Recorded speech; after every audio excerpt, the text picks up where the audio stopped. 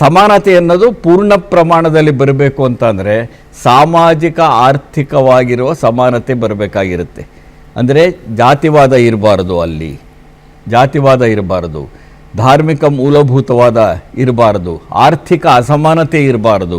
ಇದೆಲ್ಲವನ್ನು ಅಂಬೇಡ್ಕರ್ ಹೇಳ್ತಾರೆ. 1938ರಲ್ಲೇನೆ ಆರ್ಥಿಕ ಅಸಮಾನತೆಯನ್ನು ಕುರಿತಂತೆ ಕಾರ್ಮಿಕರ ಸಮಾವೇಶದಲ್ಲಿ ಅವರು ಮಾತಾಡ್ತಾರೆ.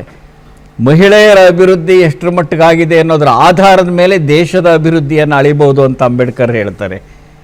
ಅದರ ಜೊತೆಗೆ ಇವತ್ತಿನ ಬಿಕ್ಕಟ್ಟೇನು, ಸೋದರತೆ ಎಷ್ಟರ ಮಟ್ಟಿಗಿದೆ ಅಂತ ನೀವೇ ಯೋಚನೆ ಮಾಡಿ. ಅಂದರೆ ನಾವೆಷ್ಟರ ಮಟ್ಟಿಗೆ ಒಂದಾಗಿದ್ದೇವೆ, ನಮ್ಮಲ್ಲಿ ಎಷ್ಟರ ಮಟ್ಟಿಗೆ ಬಿರುಕುಗಳಿವೆ, ಎಷ್ಟರ ಮಟ್ಟಿಗೆ ಕಂದಕಗಳ ನಿರ್ಮಾಣವಾಗಿವೆ, ಜಾತಿಗಳ ನಡುವೆ, ಧರ್ಮದ ನಡುವೆ ಕಂದಕಗಳು ನಿರ್ಮಾಣ ಆಗಿರುವಂಥ ಸಂದರ್ಭದ ಒಳಗಡೆ ಅಂಬೇಡ್ಕರ್ ಹೇಳಿದ ಸೋದರತೆ ಅಥವಾ ಭ್ರಾತೃತ್ವ ಅಂತ ಕರೀರಿ, ಅದು ಬಹಳ ಮುಖ್ಯ.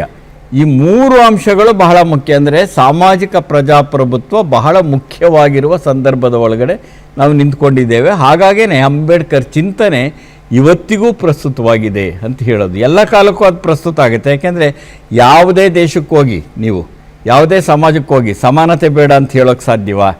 ಇಲ್ಲ. ಸ್ವಾತಂತ್ರ್ಯ ಬೇಡ ಅಂತ ಹೇಳೋದಕ್ಕೆ ಸಾಧ್ಯವಾ? ಇಲ್ಲ. ಸೋದರತೆ ಅಥವಾ ಭ್ರಾತೃತ್ವ ಬೇಡ ಅಂತ ಹೇಳೋಕ್ಕೆ ಸಾಧ್ಯವಾ? ಇಲ್ಲ. ಅವೆಲ್ಲ ಸಾರ್ವಕಾಲಿಕವಾಗಿರ್ತಕ್ಕಂಥ ಮೌಲ್ಯಗಳು. ಅದನ್ನೇ ನಾನು ಆರಂಭದಲ್ಲಿ ಹೇಳಿದ್ದು.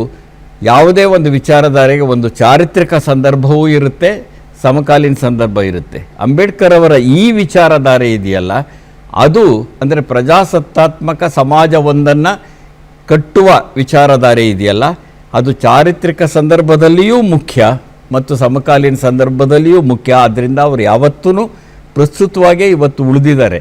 ಆಮೇಲೆ ಅವರು ಸುಮ್ಮನೆ ಒಬ್ಬ ಅಂಬೇಡ್ಕರ್ ಆಗಲಿಲ್ಲ. ಅಂಬೇಡ್ಕರನ್ನು ಒಬ್ಬ ವ್ಯಕ್ತಿ ರೂಪುಗೊಳ್ಳೋದಿದೆಯಲ್ಲ, ಅದು ಎಷ್ಟರ ಮಟ್ಟಿಗೆ ಇತ್ತು ಅಂತಂದರೆ ಯುವಜನತೆ ಅರ್ಥ ಮಾಡ್ಕೋಬೇಕು. ಮುಖ್ಯವಾಗಿ ಅವರ ವಿವಾಹಕ್ಕೆ ಒಂದು ಕಲ್ಯಾಣ ಮಂಟಪ ಸಿಕ್ಕೋದಿಲ್ಲ ಅವ್ರಿಗೆ. ಮೀನಿನ ಮಾರ್ಕೆಟಲ್ಲಿ ಮದುವೆ ಆಗ್ತಾರೆ ಅವರು. ಲೆಕ್ಕ ಹಾಕಿ ಎಂಥ ಸನ್ನಿವೇಶ ಇತ್ತು, ಎಂಥದನ್ನು ಅನುಭವಿಸಿದರು. ಅವರು ಜಾತಿ ವ್ಯವಸ್ಥೆ ವಿರುದ್ಧ ಮಾತಾಡಿದಾಗ ನಾವು ಬೇರೆ ಬೇರೆ ರೀತಿಯಲ್ಲಿ ಹೇಳ್ಬೋದು. ಎಲ್ಲಿದೆಯಪ್ಪ ಜಾತಿ ಅಂತ ಹೇಳೋರು ಇರ್ತಾರೆ. ಎಲ್ಲಿದೆ ಅನ್ನೋದಕ್ಕೆ ಇದೇ ಉದಾಹರಣೆ. ಮೀನಿನ ಮಾರ್ಕೆಟ್ಟಿನಲ್ಲಿ ಅವರು ಮದುವೆ ಆಗಬೇಕಾದಂಥ ಸಂದರ್ಭ ಬರುತ್ತೆ. ಬಹಳ ದೊಡ್ಡ ಹುದ್ದೆಗೆ ಹೋಗ್ತಾರೆ. ಆ ಹುದ್ದೆಯಲ್ಲಿ ಇರೋ ಸಂದರ್ಭದ ಒಳಗಡೆ ಅಂಬೇಡ್ಕರ್ ಕಚೇರಿಯನ್ನು ಪ್ರವೇಶ ಮಾಡುತ್ತಿರಬೇಕಾದ್ರೆ ಕಾರ್ಪೆಟ್ ಹಾಸಿರ್ತಾರಲ್ಲ, ಕಾರಿಡಾರಲ್ಲಿ ತೆಗೆದಿಟ್ಟಿರ್ತಾರೆ. ಕಾರ್ಪೆಟ್ ಮೈಲಿಗೆ ಆಗಬಾರ್ದು ಅಂತ ಅವರು ಹೋಗ್ಬಿಟ್ಟು ತಮ್ಮ ಚೇಂಬರಲ್ಲಿ ಕೂತ ಮೇಲೆ ಕಾರ್ಪೆಟ್ ಹಾಕ್ತಿರ್ತಾರೆ. ಈ ಎಲ್ಲ ಅವಮಾನಗಳನ್ನು ಅನುಭವಿಸಿಯೇ ಅವರು ಸ್ವಾಭಿಮಾನದ ಒಂದು ಮೌಲ್ಯವನ್ನು ಬಿತ್ತುತ್ತಾರೆ.